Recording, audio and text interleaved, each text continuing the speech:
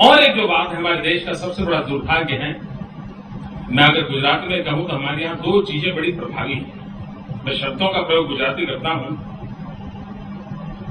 सबसे पहला, कोई भी बात होती है तो मन में प्रश्न होता है मारू शू, और मारू शू मेरा क्या, उसका जवाब अगर पॉजिटिव नहीं मिलता है तो उसके साथ दूसरा वाक्य तुरंत निकलता है मारे शू। देखिए, दो शब्दों में कितनी बड़ा अंतर दिखाई देता है, देश कहां से कहां चला जाएगा। अगर एक ये कहे मारू छू, भैया બધું કરો છો પણ મારું શું, મારા પર્સન્ટેજ શું, મારી કેરિયરનું શું, મને લાભ શું, અને એ જો ન થયું તો મારે શું ભાઈ, કરો તમે તમારું ખોડો, आप कीजिए, आप अपना कर लीजिए, मुझे क्या लेना देना। मैं तो ये एक्सट्रीम नेगेटिव पीलर्स पे जो हम चल रहे हैं, इस देश की इस मनस्थिति को बदलने का काम हम सबका। जब तक हम इस अप्रोच को नहीं बदलते तब तक हम स्थितियों को पलट नहीं पाएंगे। चीजें भले छोटी लगती हो, लेकिन इन चीजों में परिस्थिति को बिगाड़ने का बहुत बड़ा सामर्थ्य रहा हुआ है। हम कैसे स्थितियों को बदले, उस पर बल देने की मैं समझता हूं आवश्यकता है। लोकतंत्र का सही मायना मैं जो समझता हूं वो ये है कि हमने जन भागीदारी से देश चलाना पड़ेगा। शासक एक जगह पर बैठकर के अगर देश चलाने की कोशिश करेंगे तो ये देश नहीं चल सकता है, सरकारें चल सकती हैं। मित्रों, हमें देश चलाना है, सरकार, देश चलता है, सरकार भी चल पड़ेगी। इस भूमिका के साथ अगर हम सोचते हैं तो स्थितियां बदली जा सकती। और इसलिए मेरी सोच, आमतौर पर जो सोचा जाता है, मैं उससे अलग विचारों को रखने वाला व्यक्ति हूं, और उसके कारण मुझे अप्रोच बदलने की दिशा में प्रयास है।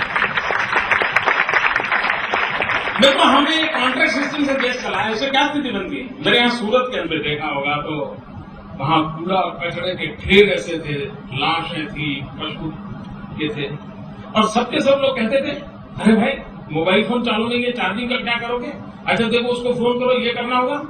मैं खुद जाके वहां खड़ा हो गया, और दिन में तो मैं घूम नहीं पाता था, इसलिए नहीं घूम पाता था कि मीडिया वालों को मसाला खोजने में इंटरेस्ट है। तो मैंने तय किया मैं दिन भर जो होता है वो अपनी मीटिंगें करूंगा, रात को खुद मैदान में जाऊंगा। और मित्रों, मैं रात गलियों में घूमता था, सारे काम को रात को करता था, सफाई के काम को खुद देखा था।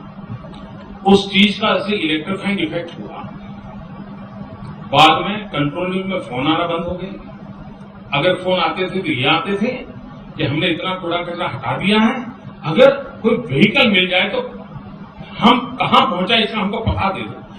और लोकतंत्र का सामर्थ्य यही है, जन भागीदारी। मित्रों, गुजरात एक ऐसा राज्य है जहां 10 साल में 7 साल वोटर स्कैर्सिटी के साल रहते हैं। 10 साल में 7 साल वोटर स्कैर्सिटी के कारण क्या हालत हो सकती है, आप अंदाज कर सकते हैं।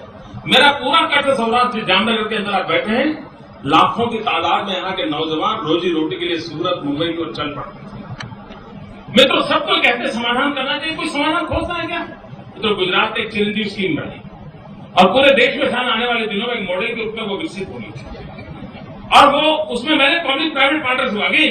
मेरी भूमिका यही है कि जन भागीदारी के बिना देश आगे बढ़ ही नहीं सकता। जन भागीदारी के बिना देश आगे नहीं बढ़ सकता है। गवर्नमेंट मैकेनिज्म और गवर्नमेंट फाइलों के द्वारा ये देश सफल नहीं हो सकता है जब तक कि सच्चे अर्थ में जन भागीदारी न हो, जनता के हाथ में ताकत ना हो। और उस जनता के हाथ में ताकत देने का तरीका यह है कि मैंने एक चिरंजीव स्कीम बनाई। मैंने डॉक्टरों को प्राइवेटली एमओयू किया, जो जितने गायनेकोलॉजिस्ट डॉक्टर, उनको मैंने कहा कि आप अगर कोई भी गरीब महिला आपके यहाँ प्रेग्नेंट वुमेन आती है, आप उसको ट्रीटमेंट करेंगे तो मैं अगर रेगुलर डिलीवरी होगी तो इतना पेमेंट दूंगा, सिजेरियन होगा तो इतना पेमेंट दूंगा। उन परिवारों को कहा कि इन डॉक्टर के पास जाओगे, घर से अस्पताल तक जाने का 200 रुपये किराया मैं दूंगा, जितने दिन अस्पताल में रहोगे पर डे 200 रुपया दूंगा, आपके पति साहब रुकावट न करे थे उनको 50 रुपया दूंगा, और डिलीवरी के बाद अपने बच्चे को लेकर घर जाओगे तो उसका भी 200 रुपया दूंगा, और हॉस्पिटल का खर्चा दूंगा। मित्रों, एक छोटा सा निर्णय किया, उसका आज परिणाम यह है कि इस योजना के अंतर्गत अगर मेरे यहाँ 1 लाख डिलीवरी होती है तो 4,500 माता और बच्चे मर जाते हैं। अगर ये स्कीम न होती तो 1 लाख में 4,500 माताएं बच्चे मर जाते हैं और किसी टीवी पर आपको दिखाई न देता।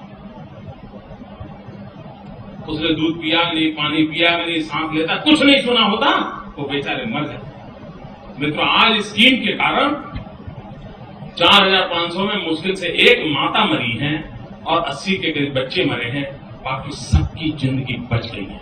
तो इससे बड़ा लोकतंत्र, इससे बड़ी लोकतंत्र की क्या है? और इसलिए मुझे लगता है कि हम जितनी बड़ी मात्रा में जन भागीदारी को बढ़ावा देंगे, जितनी मात्रा में लोगों को जोड़ेंगे, उतनी मात्रा में हम परिवर्तन ला सकते हैं। मित्रों, आने वाले दिनों में गुजरात जो प्रगति की दिशा में जाना चाहता है, मैं एक तरफ लगाऊं मेरे यहां इंडस्ट्रियल इन्वेस्टमेंट हो, मैं एक तरफ चाहता हूं मेरे यहां सर्विस सेक्टर का बढ़ावा मिले, मैं एक तरफ चाहता हूं मेरे यहां इंफ्रास्ट्रक्चर अच्छा हो, लेकिन इस सबका अंतिम गोल मेरा ये होता है कि मेरे यहां ह्यूमन डेवलपमेंट इंडेक्स के अंदर मैं दुनिया की जो डेवलप कंट्री है उसकी बराबरी में पहुंचना चाहता हूं, और मैंने उस पर बल दिया है। मैं लगातार उस पर काम कर रहा हूं और मैं मानता हूं कि एक बार हम कोशिश करेंगे तो चीजों को बदलेंगे, क्वालिटी ऑफ लाइफ चेंज हो जाएगी। मित्रों, अगर हम चीजों को पकड़ के चलें तो चीजों को बदल सकते हैं। मित्रों, हमारे देश में आपने गलीपति से लेकर के राष्ट्रपति तक एक बात सुनी होगी, वो बात ये होती है, जस्टिस डिले जस्टिस डिनाइड। सुना है सबने, हर कोई बोलता है, कोई रास्ता खोलता है क्या? मित्रों, गुजरात में रास्ता खोजा। मुझे याद है, मैंने हमारे यहाँ सुप्रीम कोर्ट जज ने गुजरात के और देश के सभी हाईकोर्ट जजेज और चीफ मिनिस्टर को बुलाया था। तो मैं पहली बार गया तब मैंने वहां पर बात की थी। मित्रों, हमने कोई रास्ते खोजे।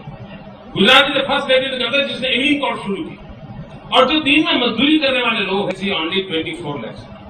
मित्रों, जस्टिस के लिए भी व्यवस्थाएं बदली जा सकती है, और इसलिए मित्रों, जिस प्रकार से हम बाकी इंफ्रास्ट्रक्चर की ओर देखते हैं, उसी प्रकार से सोशल इंफ्रास्ट्रक्चर की ओर भी बल देंगे। उस बातों को बल देकर के एक होलिस्टिक अप्रोच, एक इंटीग्रेटेड अप्रोच, उन चीजों को लेकर के हम चल रहे हैं। हर वर्ष में जनवरी महीने में vibrant Gujarat global investment summit कर रहा हूं। मैं पक्का बिजनेसमैन हूं, मैं कहीं मुफ्त में जाता नहीं हूं। 12 और 13 जनवरी 2009 मेरे गुजरात में ग्लोबल इन्वेस्टमेंट समिट होगा। मैं इन वाईपीओ के सब मित्रों से आग्रह करता हूं, आप उस समय आइए। विकास की दिशा में गुजरात किस प्रकार से आगे बढ़ रहा है उसका एक दर्शन होगा, और वेल इन एडवांस मैं आपको निमंत्रण दे रहा हूं। मुझे विश्वास है कि आप अपनी सुविधा अभी से तय करके 12 और 13 जनवरी 2009 तो मेरा आप सबको निमंत्रण है।